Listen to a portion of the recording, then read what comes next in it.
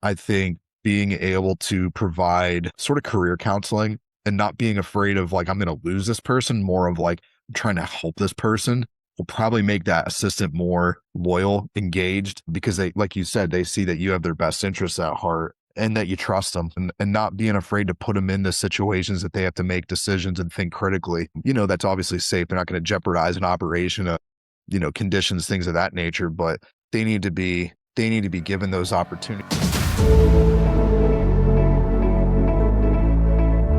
Welcome to Leadership on the Links, the podcast that showcases innovators in golf course management and the issues they face. I'm your host, Tyler Bloom. In Leadership on the Links, you hear the stories of people shaping the industry from their first swing to their dream match. You feel like you're on the course playing with your most inspiring colleagues, having great conversations, digging into insights and sharing a few laughs. Our industry is changing. As a leader, you need to keep up on everything from trends to technology to best practices. Together, we'll continue to build world-class clubs and teams. Let's get to it. Enjoy.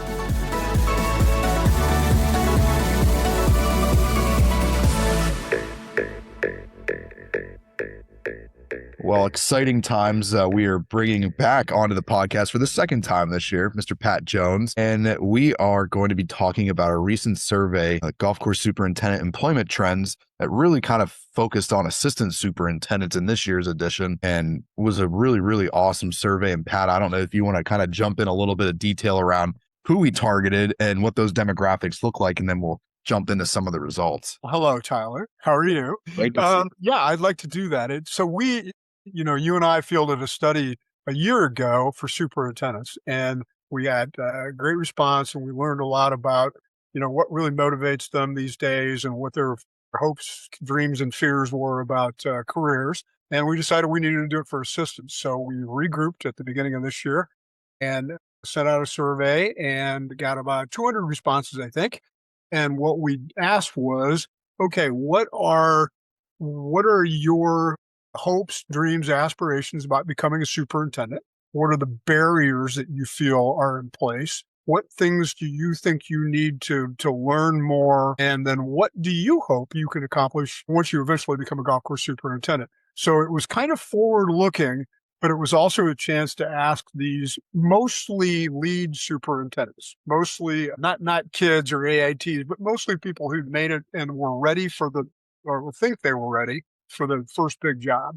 So What were they most focused on, and what did they need to do to move forward and succeed on their terms? That's kind of what I think we were asking about. Does that sound right to you? Yeah, and it's interesting too, because what they perceive they need might somewhat counter what their mentors or their superintendents might think it is. So there's somewhere a bridge between the gap between those two things, which is kind of where a lot of the fun conversation sits in. Right. And you said you just had a fun conversation about this with an assistant. And I know you get a lot of these calls, and I send people your way. Assistants looking for career advice and trying to figure out what they should be doing that they weren't. What was that conversation like? It's become more frequent now, but feel like I'm stuck in my current situation. I don't see a path forward to becoming a superintendent. And I'm at a great facility. It's not that they were upset with the quality of the facility, lack of investment, things of that, but just felt like they can't move forward because they aren't working for the right either mentor, or the club's reputation isn't big enough, strong enough to move on. And they also dove into, I feel like I'm just a basic laborer, not really involved in any sort of agronomy meetings. I'm not involved in the chemical programming, not involved in green committee meeting minutes, not minutes, but green committee meetings. And that seems to be pretty consistent from what I hear when somebody's looking to move on. It's kind of, they're either not being mentored and they don't feel like they're getting the opportunities to grow, or they're stuck and know that they're stuck in a situation that's not a bad job, but their aspirations are to be a superintendent. So yeah, it was a real fresh conversation leading up, and it was kind of primed me for our combo. It's textbook. It's what we heard from a lot of folks. I don't feel like my superintendent knows me well or takes me seriously. I don't feel like I'm being mentored. I don't necessarily feel like I've got a good career plan, right? So part of that is on them, the career plan and networking and skills like that. And we've heard this time and time again. And honestly, in a good mentoring situation, I would think that some of those things would just come naturally. Having them attend a couple of green committee meetings, having them help work on the budget, having them help plan chemical apps and things like that. You have to turn loose of those things and delegate if you're going to be a good mentor and trainer to the next generation. So yeah, that was one of the top frustrations we saw among the assistants who replied to the survey was, I don't feel like I get the attention I deserve, or that the superintendent that I'm working for right now is a good mentor. But some of them also realized it was on them, that they needed to do a better job of learning those skills themselves and networking and becoming more of a relationship driven player in the industry and not just somebody who's out there mowing greens. Yeah, it's funny. You think of one of the takeaways was they don't feel like they're recognized. And what does recognition mean to an assistant superintendent? I'm sure it means a lot of things to a lot of different people, but in this situation, recognition was like didn't recognize that the superintendent doesn't recognize that the assistant wants to be involved into more things and doesn't really expose that person to it,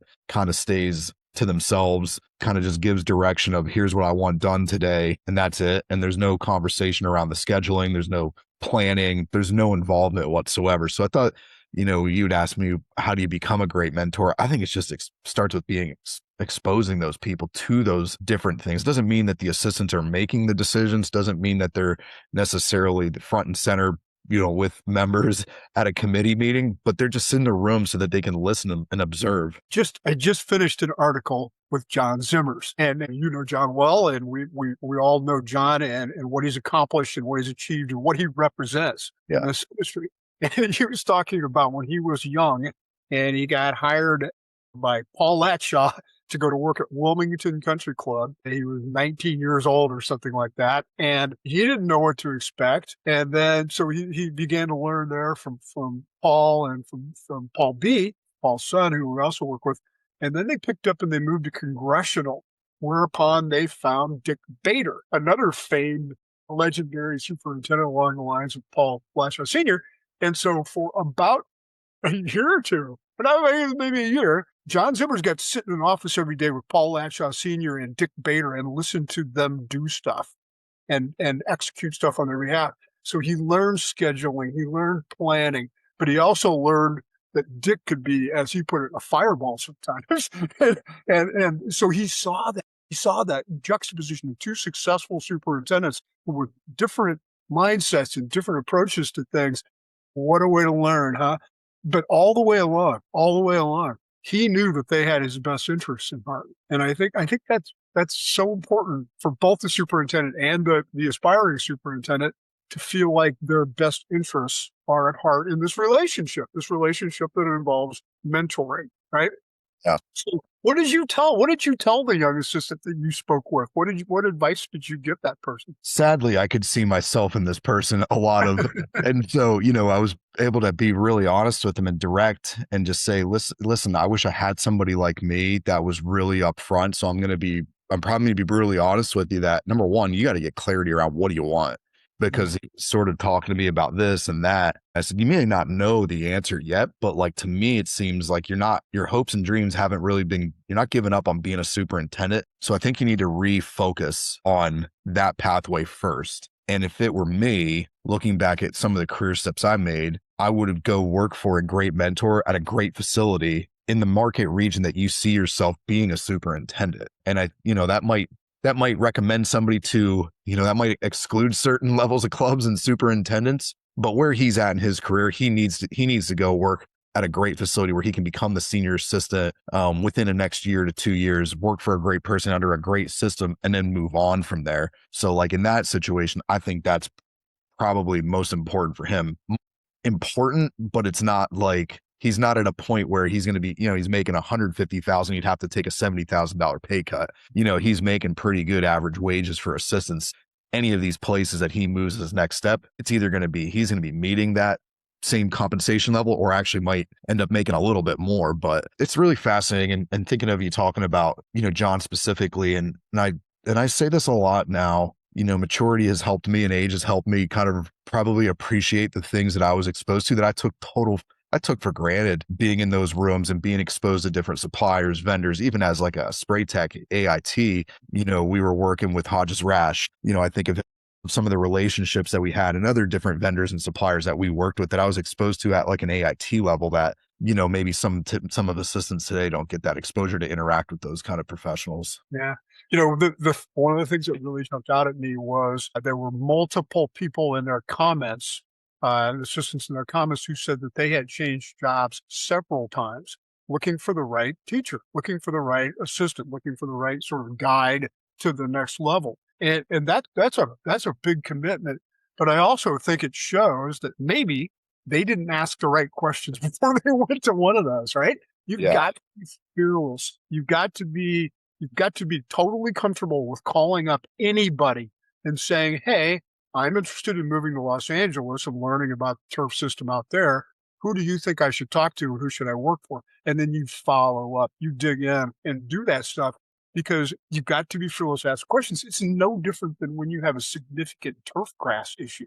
You're going to call people. You're going to say, "Hey, doc, how do I fix this?" Or, the great superintendent up the street, "How do I fix this?" You have to be comfortable and being a little bit vulnerable and asking those questions. But the good news is, if you ask them, 9 times out of 10, the person you're asking will be happy to help you. That's one of the great things about our industry, is that camaraderie and that, mutual support system. So yeah, I am 100% behind what you told that individual, because it's really on them to ask some questions and to make sure that the superintendent understands that you're looking for guidance and career development and mentorship, and these are some of the things you want to do. And if that doesn't fit that plan for that particular agronomy department, you got to go. You got to go someplace else. Give him credit too, because he called me out of the blue. Like this wasn't a planned conversation. He took initiative on himself to make that phone call, as somebody he sees as a resource, a trusted guide. So it was really, I give him a lot of credit for doing that. And he was very self-aware too of what his shortcomings were. There was no pointing the finger at his superintendent, which I think, one of the big surprises from the study was some of my close friends said, "Way to go. You just opened up the floodgates for assistants to complain and moan about their job." And then quite honestly, that's not really what we found. What we found was I just need direction, and I take a little bit of ownership of maybe some of my shortcomings, but here's really what I need. And I thought that was a really, I don't know, just a different perspective of what I thought the results were going to show. And I guess maybe we could dive into a little bit more of that, but that's there was very little of the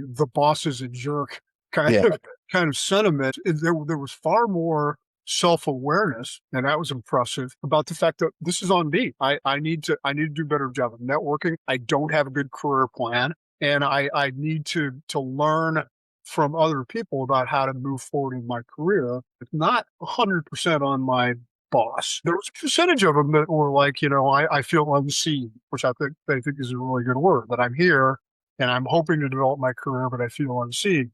And again, that's on you.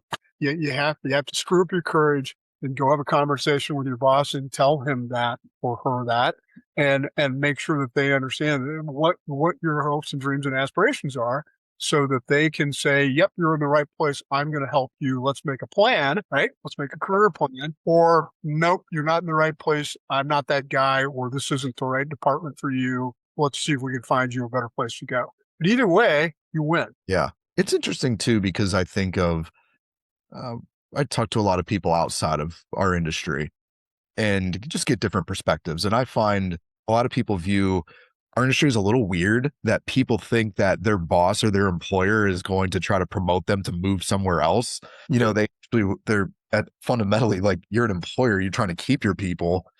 And they find it odd that this industry really tries to mentor people to their next job. So in some ways, like, thinking back on that as an assistant, like, being respectful of your place of employment, it's really not your boss's job necessarily to help you find your next job, right? That's not really fundamentally what they're paid for to do. So in some ways, you do have to, like, respect the fact that they are your boss and that they have a job to do, but it is also in your best interest to take ownership of your own career path. And like you said, mentor with other people that have moved on to other jobs or who are highly respected within the industry. And that's not always golf course superintendents. That could also be academia, it could be suppliers, exhibitors, it could be consultants, agronomic consultants, could be your USGA reps. There's so many different resources, even at the GCSA level. I mean, a number of the people that you work with, Pat, on the supplier side, that can give different vantage points of what a career path looks like. Right. And also to recognize, though, and I think I'll make a prediction right now. I think the job of career assistant, whatever you want to call that title, is going to expand in the future. I think this whole idea of it used to be 3 years and kick them out the door for assistants, right? That's obviously changed some way or another. But I also do think that more and more people probably, if you do the exploration of yourself, you might realize, I don't think I want to go to the meetings. I don't think I want to be front and center in front of the membership. I'm not sure that I'm the leader, or I'm more of a really, really good manager and follower. There's lots of room for that in this industry, particularly when you think about management companies. 40% of the courses in this country are owned by management companies now, and they're looking for people that they can put into a job and they're going to stay there. It's kind of like being a mechanic. You probably tend to focus on being a crew superintendent or crew foreman kind of person or whatever else, but there's plenty of room for that out there. So the world doesn't necessarily require you to wear that superintendent hat to be successful. Yeah. Funny you say that, because I had a few recent conversations around the idea of a career assistant.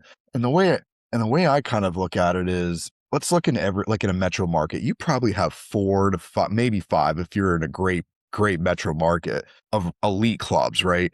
And then you probably have maybe 4 to 8 really, really awesome clubs that aren't elite, but they're A minus, right? Then you probably have a dozen, maybe to 20 really good B-level clubs. So if a superintendent job opens up in your market, that means only one person's getting it, most likely coming from the A minus or the A plus clubs. So being realistic, as well, with like the progression that you can offer somebody, and that maybe that career assistant is a better situation for your facility, and being like pretty self-aware of that, I think is important as well.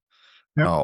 And if Yep. I'm a club, I'm saying, what's wrong with that if I have somebody that's here for 8 to 10, 12 years, and they have a great And what's wrong with somebody who comes in and says, I'd rather be here at a B plus club, let's say, where work-life balance is much less of an issue than it would be at an A plus club. So this is obviously something that I was interested. It didn't come out loud and clear from the results of the survey, but it continues to be a major issue of discussion: is how much are you at work, and how much are you thinking about it, and how much can you have a family and enjoy life while still pursuing this career. So I think that's another great option, is to think about what's the right fit for you from an employment standpoint and a culture standpoint. And it may not be a top 20 US Open course. It may be something that's more comfortable for you. I always love it. When I run into a superintendent and I'm having a conversation. They're not trying to like impress anybody or say anything. And they said, my club really treats us like family. They really treat us like family. I love it here. I really do kind of want to be here forever. If the right thing came along, I might move, but they treat us like family. And that's irreplaceable. Funny, I feel like if we started benchmarking that comment, 9 out of 10 clubs, that would be a selling point to them. Sure. That our club really treats us like a family and like we're part of the team. They're asking about our kids. They're actually wanting to take a summer vacation. It's not like hidden tones that they don't want to speak about that. Yeah, I used the word not too long ago, and I don't know this is the right word, that clubs are getting more progressive. And I don't mean politically or socially. I mean, they're getting more progressive in terms of their relationships with their employees. There's always been this kind of, hey, we love old Ed, the bartender, or, locker room attendant's been here 50 years and we blah, blah, blah. Okay, but how about the waiters and the waitresses and the crew members on the agronomy team? How about that too? And I do feel like more and more of the members of today's clubs want to know those people. They want to feel like they have a good life and they're well taken care of, because That's the point of the club. The club is there to create goodwill and relationships and good feeling and contribute to the community. So why not start with that internally? And I think there is more of that now than there has been maybe in the past. But that's good news. Yeah, and it's interesting too. I mean, money does matter. Compensation and benefits are typically one of the top reasons of what's most important to somebody, but stability in the job and being in a club culture that fits your lifestyle and your personal goals outside of work is becoming more and more, I think, across clubs, even at what I would consider what used to be name branded recognized clubs are probably transitioning more into creating that family feel culture for their employees. Yeah, for sure. The one thing that I think is going to get a lot of attention when the full study is released here in a few weeks is the thing about college, right? To what extent do you have to have a 4-year degree to succeed in this business? And just to kind of because I'm old and I tend to do this, put it in perspective. When I first got into this business in the 80s and in the early 90s, that was the beginning of the, hey, you have to go to Penn State or Michigan State or Rutgers and get a 4-year degree and move on from there. And you're going to go someplace and be an assistant for 3 years, one place, and then you're going to get your first superintendent job and work your way up. And there was this kind of structure in place. And that's just not there anymore. It's a very different thing. And when you got that degree back in 1987 or whatever, you might have had to invest a few $1,000s a year and probably worked your way through school. Today, it's going to cost you $250,000 to $350,000 to get a degree, a 4-year degree someplace, and you may have to take out loans and you'll have them forever. So there's a lot to be said for this. Now, the other thing that was clear was if you want to be at a certain level, if you want to be one of those people who reaches the highest levels in the industry, top 500 clubs, things like that, then it certainly doesn't hurt you to have a college degree. What was your take on all that kind of discussion about degrees and what you hear from candidates now in terms of what they've done with online education or 2-year degrees or whatever? What do you think the current state of that discussion is? It was fascinating too. And if you actually read into the demographics of the study, a good percentage of those people only had a 2-year degree. So it's probably hard for them to comment around the 4-year degree. So there's some context behind that. But when what was it, 70% or greater said that a 4-year degree wasn't important to being successful in this industry, I think they're right.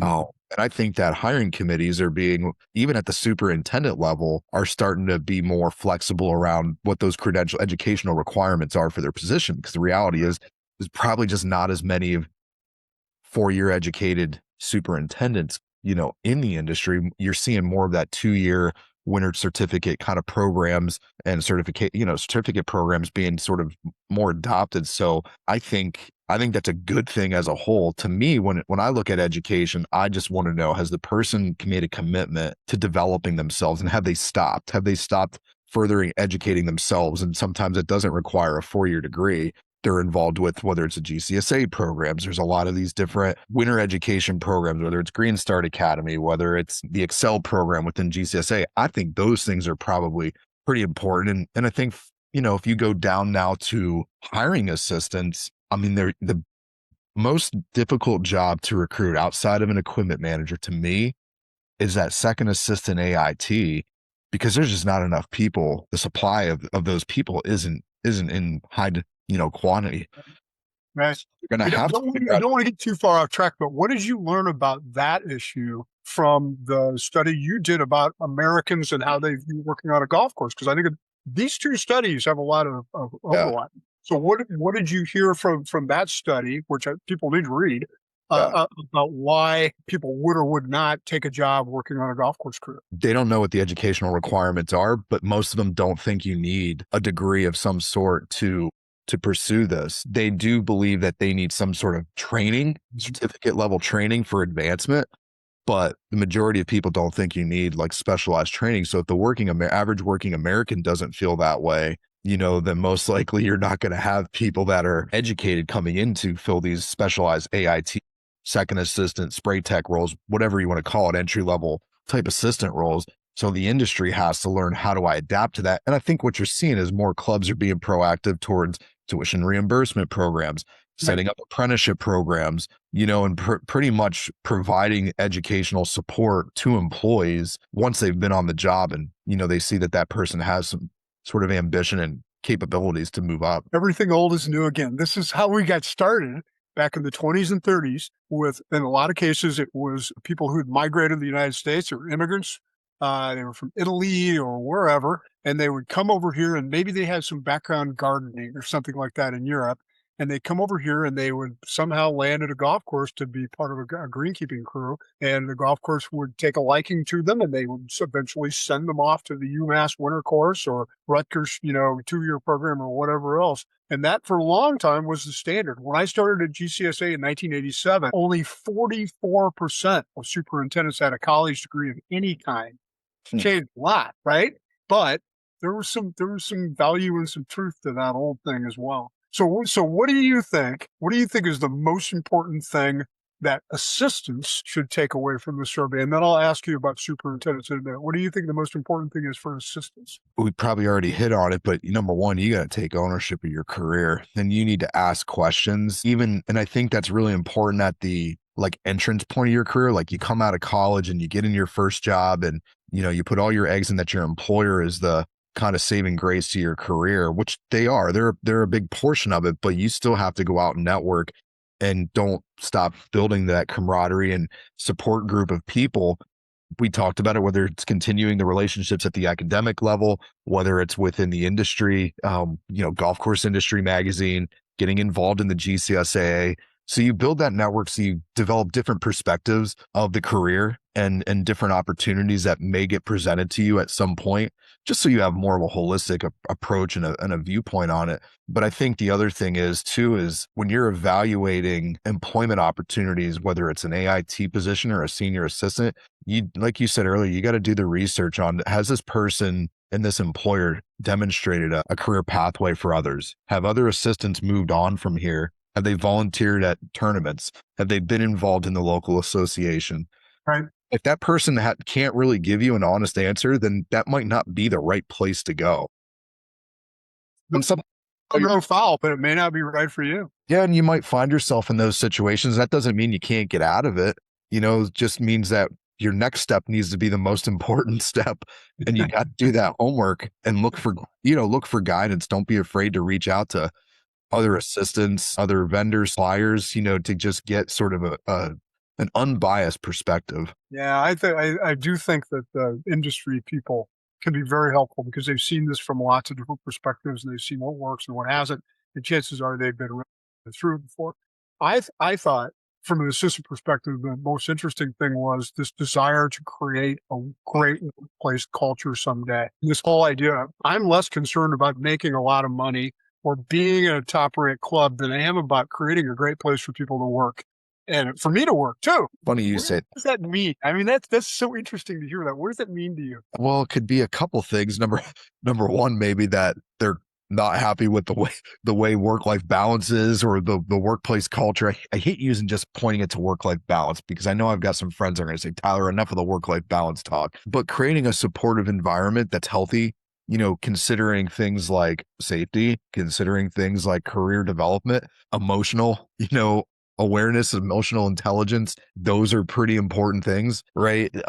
So I think from an assistant's view, or from an employer's viewpoint, that means maybe that there's more than just turf talk that needs to be happening, and really trying to expose people beyond the grinder that is sometimes in the golf course maintenance world. But those are going to be important things, to attracting and retaining key people moving forward. Is having kind of a balanced offering employee experience is probably pretty important. Yeah. And that again, that was my takeaway from a superintendent standpoint, is obviously to be aware, to be committed, to be a mentor if you're wired that way.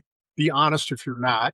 But this whole idea of creating a workplace that feels a little less awful and can be fun occasionally, and that's not just a once a year barbecue or something.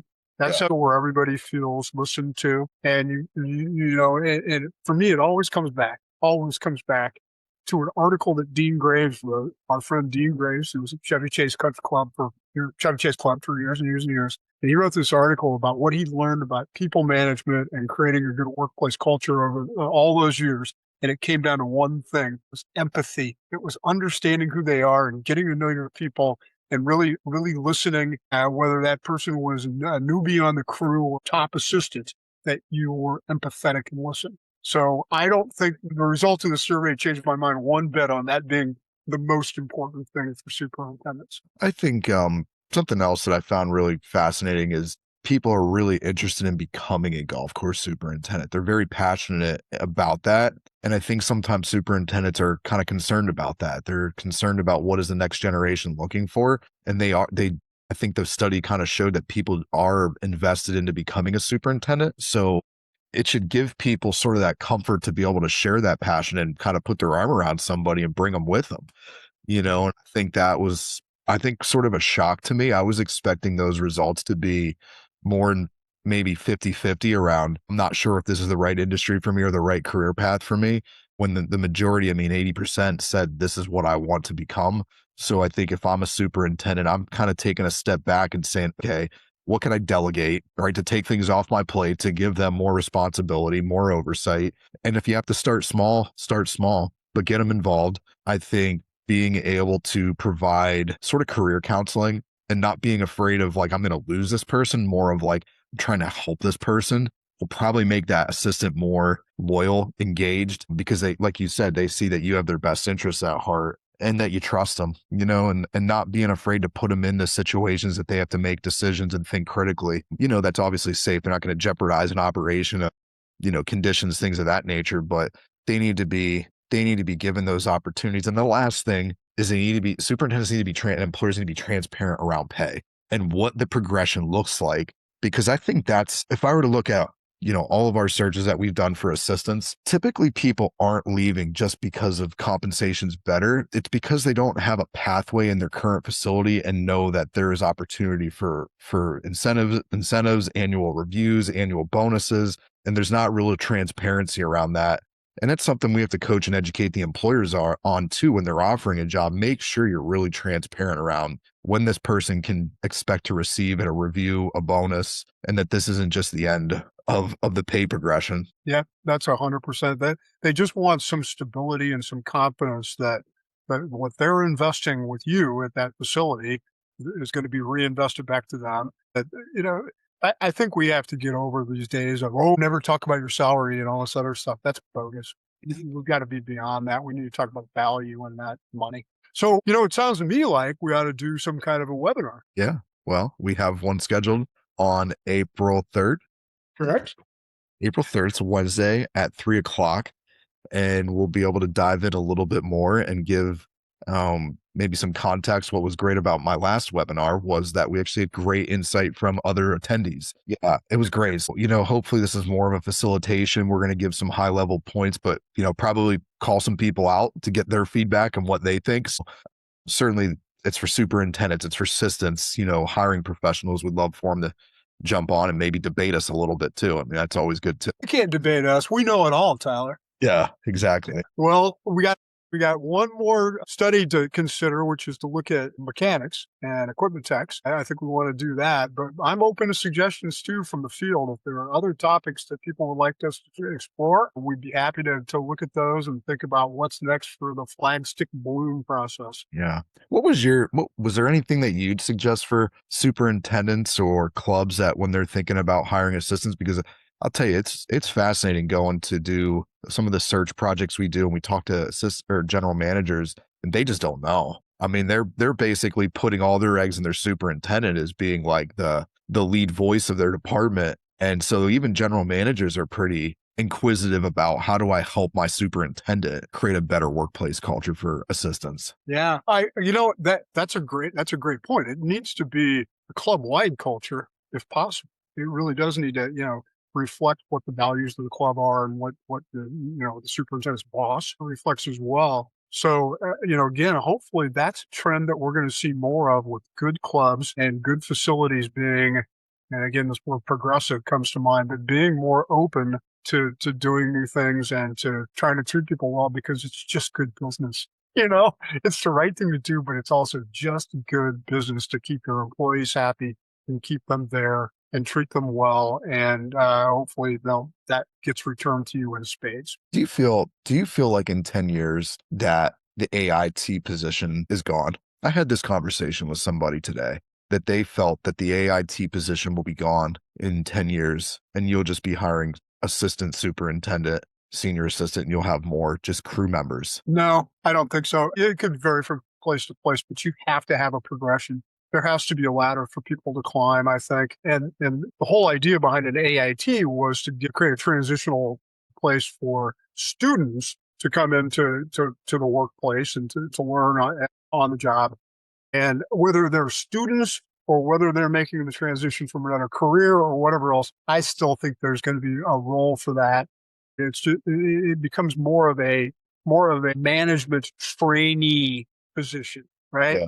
So whatever you want to call it, I think we're still going to have something like that. And I think that the good clubs will always have some sort of progression in place where people understand if you do X, hopefully you will get to Z. And this is a follow-up to that is where do you think, not to go down a rabbit hole, chase a rabbit hole here, but where does the GCSAA take ownership or responsibility in helping facilitate that, or industry suppliers? Who's responsible for helping, I don't want to use the word rebrand kind of the career pathway, but really concretely describe what it is, that it's it's consistent across and uniform across the whole industry. We're responsible, Tyler. I don't know if you got the memo or not, but you and I are responsible for this.